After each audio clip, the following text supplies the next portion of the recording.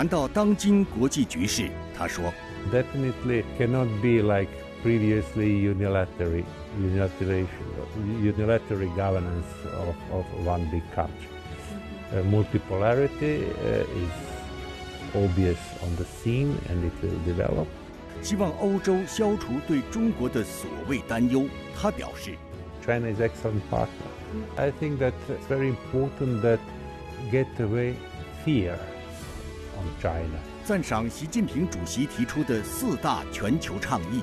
他强调 ：“I'm sure that it will influence. Those initiatives will influence.” 高端访谈专访克罗地亚前总统约西波维奇，敬请收看。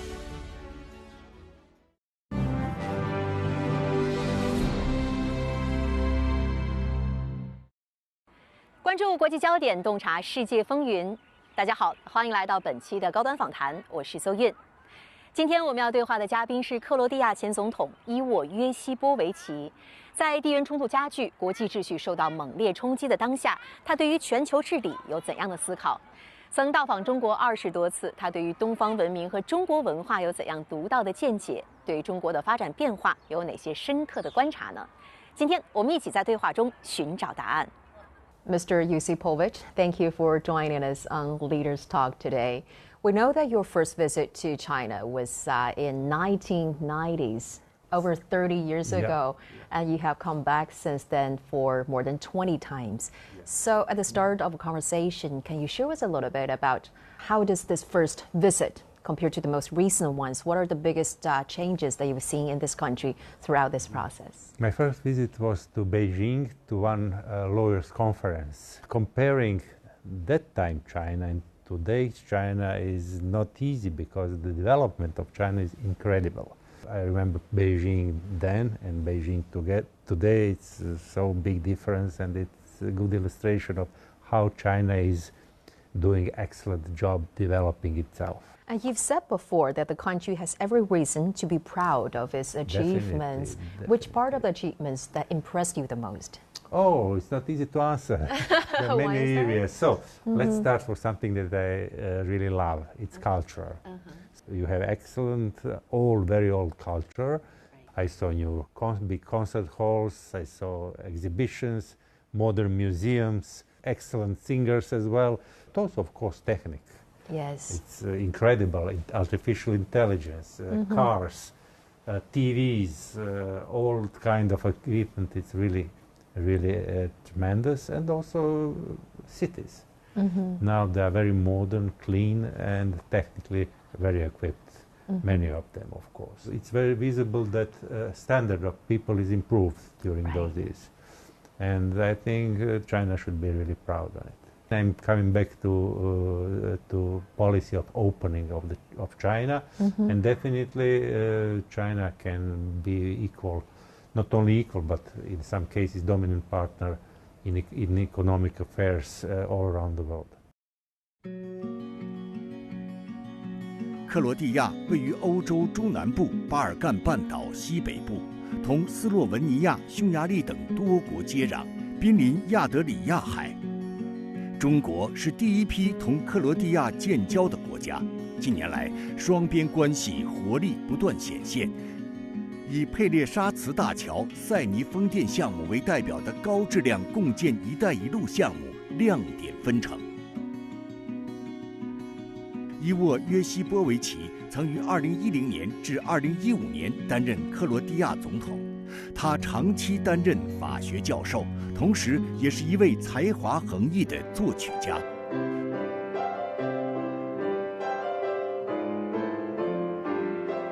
Let's talk a little bit about China-Croatia-Belarus relation, because China was among the first countries to establish Belarus relation with Croatia back in 1992. And in 2005, the two countries agreed to a comprehensive cooperative partnership. Next year marks the 35th anniversary of diplomatic relations between our two countries. How do you assess the overall trajectory of China-Croatia-Belarus relations? First, I have to say that our relations are really very, very good. So no any disputes, political disputes or whatever disputes. It's very good for both countries, in spite of the fact that China is a huge country, Croatia is a very small country, but they are cooperating very good.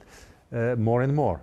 Croatia is participating in One Belt, One Road initiative. That's very important. Now, a few years ago, one of Chinese companies built our most important bridge near Dubrovnik, connected to divided parts of our country. Bridge. Bridge, yes. And there are some more projects. I think our economic relation will develop further. Talking about the Belt and Road Initiative, as you just touched upon, and you once said that this initiative is, quote unquote, a good track of cooperation. How do you interpret the significance of this bridge to the development of your country, especially given that it's a project of such a large scale by a Chinese company in your country? So for Croatia it's very important economically and politically, and for Chinese companies as well, because it's proven that Chinese company can make good job in very short terms and also of high quality. So I think it is some kind of model for future projects. I also want to stress that One Belt, One Road is not only economical project. That's right. It's also a project of cultural cooperation. It's visible in Croatia as well. I'm included in one project. Now we are producing one CD of Croatian and Chinese music, and the title is Belt and Road Music. Wow, that's such a beautiful demonstration of the culture and also the people-to-people exchanges under this framework. And you've met with Chinese President Xi Jinping a couple of times. One of them is in 2019 and also in some other occasions as well. What do you recall most vividly from these meetings with President Xi? Firstly, I met President Xi when he was vice president. He was my host when I visited officially China. And then I had the opportunity to meet him several times with my colleagues, some of former presidents. We visited Beijing, and we had the opportunity to listen from the most the most competent person about plans of China and values developing here through political and economical life in China. It was really impressive because some of facts are not widely known in the West. So I think it's very important that we learned about social politics. That means there are many new projects, new employment, new working places, and definitely that is the reason China is so successful in the world market. So my impression was very nice, very good, and I learned a lot. What is your impression of President Xi as a leader, and which part of his governance philosophy resonate with you the most? He's obviously a great leader, a successful leader. What I appreciate, China generally, and President Xi is treating equally all presidents and all countries, and it's very important because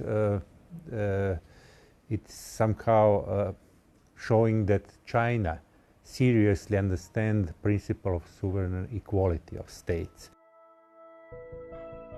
2026年是中国“十五五”规划开局之年。面对全球经济碎片化与保护主义抬头，中国明确以开放促改革、促发展，倡导平等有序的世界多极化与普惠包容的经济全球化，受到国际社会广泛关注。今年以来，爱尔兰、芬兰、英国、德国、西班牙等多国领导人相继访华，向东看热潮持续涌动，折射出动荡世界中各国求稳定、谋发展、促合作的共同期盼。And this year actually is pivotal for China because it marks the beginning of the country's 15th five-year plan running from 2026 to 2030. So within this new development phase, what are some of the new opportunities do you foresee for China-Croatia cooperation? Oh, it's a very ambitious project, definitely. It demonstrates a continuation of policy of opening. That's very important. Of course, that's a possibility for Croatia to be included in more and more in One Belt, One Road project or some other projects with China. And what's very important, I always stress it, Chinese projects, international projects, are always based on win-win principle. That's right. That's very important because some other big countries do not follow that type of principle, and of course that makes China a more attractive partner than possibly some others. What about more broadly to the China-EU collaboration? What new impetus do you think this adoption of the new development blueprint will generate for this? So it's great opportunity. It's great opportunity for China, but also for European Union, for European countries. Mm-hmm. And I think that it's very important that get away fear on China, because there are some politicians are afraid that China will, I don't know, cover everything. No, China is an excellent partner. Mm-hmm. That's very important. Mm-hmm. And also its continuation of opening of China, that's also very important for China primarily, but also important for the others as well. The kind of fear that you just mentioned, that belongs to actually a certain part of the politicians in the United States or in Europe. Why do you think is important to understand China's development in an objective manner? That's very important. One part of politicians are afraid that excellent position of China and good products from China can make damage to European economy. Mm-hmm. But if all rules are followed, I think the result will be positive for both sides, for Europe and for China, because there are some areas in which China is better and the other when European Union is better. So we can take advantage of both sides and make a much better partnership than today. Let's talk about the development in your country. Croatia joined the European Union in 2013 during your presidency. Yes. So has EU evolved into a bloc that you have anticipated at that time? So it was one of our strategic goals to be member of European Union, and I'm very happy that it really happened during my mandate. Of course, we can always discuss what is good and what is bad side, but I think that it's unproportionally good effects. There are unproportionally good effects to our membership. Mm-hmm. And now the post-war international order, Mr. Josipović, I don't know, maybe you agree with me or not, is under strain. And one reason is the policies adopted by certain countries. One country.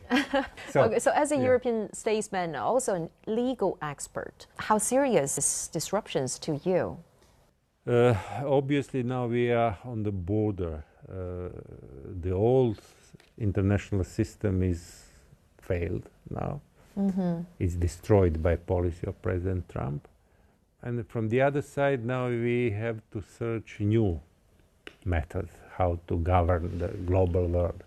So what's very important is to keep role of United Nations. Mm-hmm. For me, that's very important. Secondly, we have to insist on existing international law. Mm-hmm. Because now more and more, not only US, but some other states are breaching international law. It's not breaking international law. It's not good for international order. Definitely, no one can predict what will really happen. The worst scenario will be the Third World War. That's the worst scenario. I hope it will not happen. Mm-hmm. But the other solutions have to be found, either to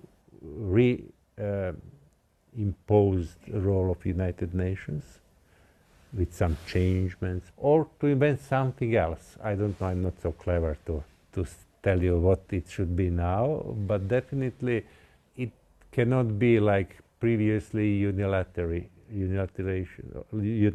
governance of one big country. Mm-hmm. Multipolarity is obvious on the scene and it will develop.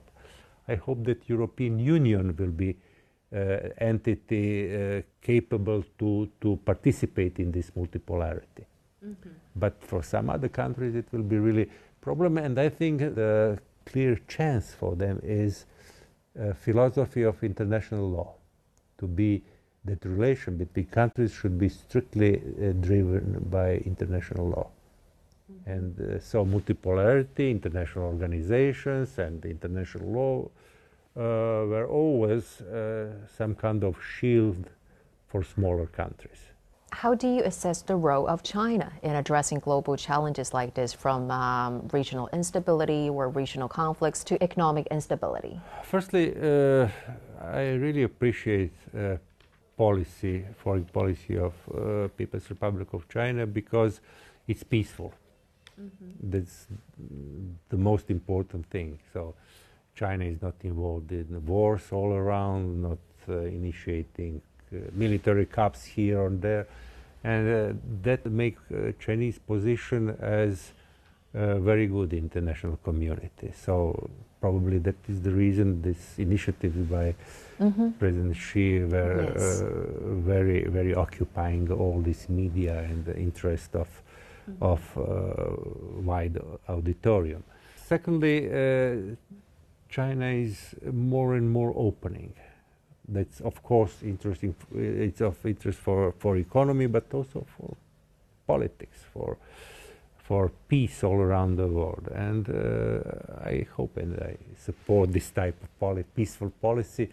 And I think that it will be very good that some other states also have this type of politics, not to interfere in wars or not to cause wars all around the world. How do you understand the significance of these initiatives, as you just mentioned, the initiative proposed by President Xi, the Global Development Initiative, Global Security Initiative, Global Civilization Initiative, as well as the Global Governance Initiative? How do you see the role of these initiatives in promoting peace and prosperity globally?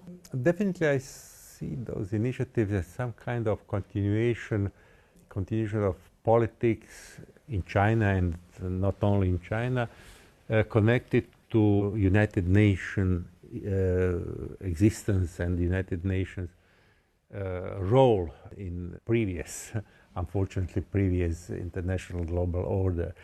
And also it's focused to the peace and development. That's very important. All of them are programmatic. That means it's attempt to influence states and politicians all around the world to switch activities more to cooperation, development, especially from climate changes to peace efforts. That means it's a huge scale of proposals, and that's very good. I'm sure that it will influence. Those initiatives will influence, and China is patient state. If China continues to promote this, not only these proposals by President Xi, but also some other activities, peaceful activities and politics in the world, it will influence a lot the global situation. Mr. Josipović, we know that you not only belong to the world of politics, you also straddle the world of music as well. So having composed about 70 chamber music pieces. Not chamber music. Just music pieces. Music pieces, from opera to chamber music. Orchestra and opera as well. I had also opportunity because Shanghai Symphony Orchestra. I know you worked with them once. Yeah, they played one of my pieces, and I was very, very happy with that. When you were young, you were even a football player.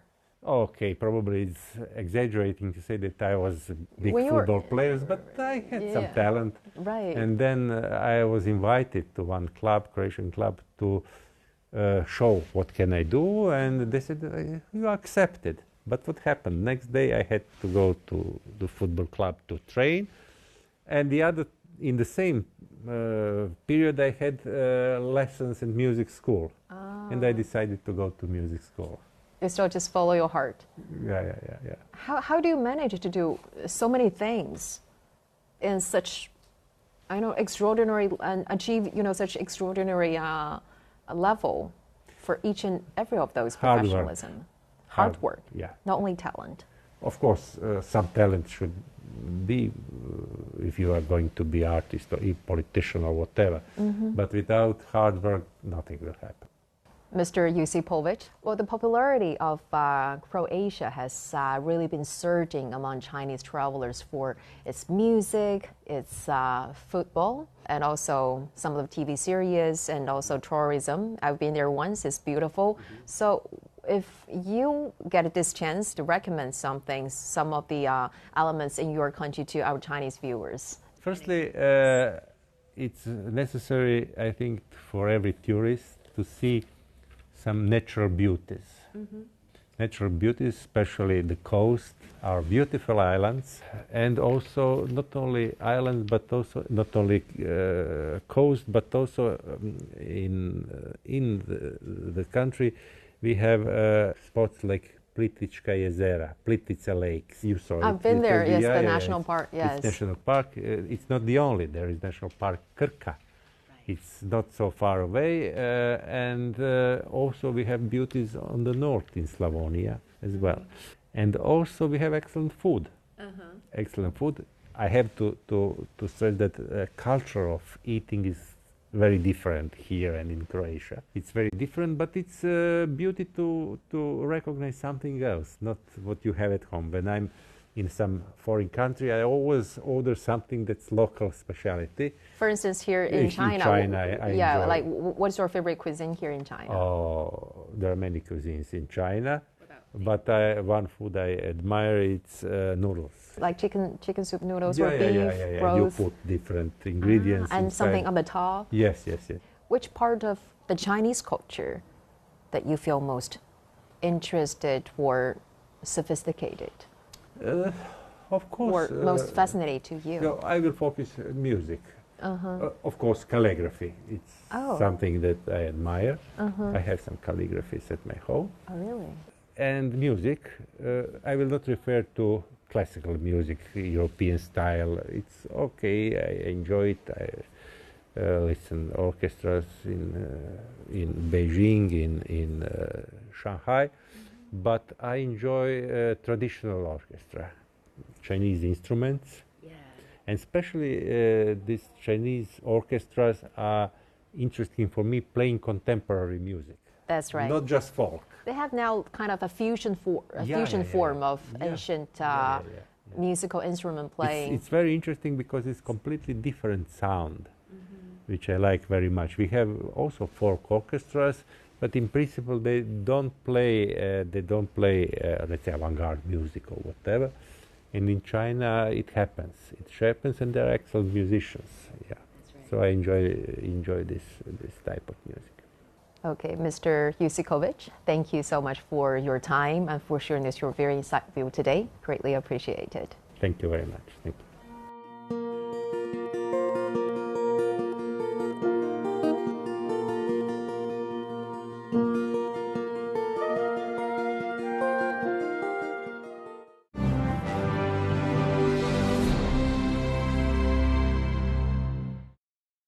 在专访当中，约西波维奇多次表达了对中国哲学和文化的喜爱。他高度评价中国在人工智能、汽车等领域所取得的成就，并且表示希望欧洲消除对中国所谓的担忧，欧中双方应该实现优势互补，建立起更加紧密的伙伴关系。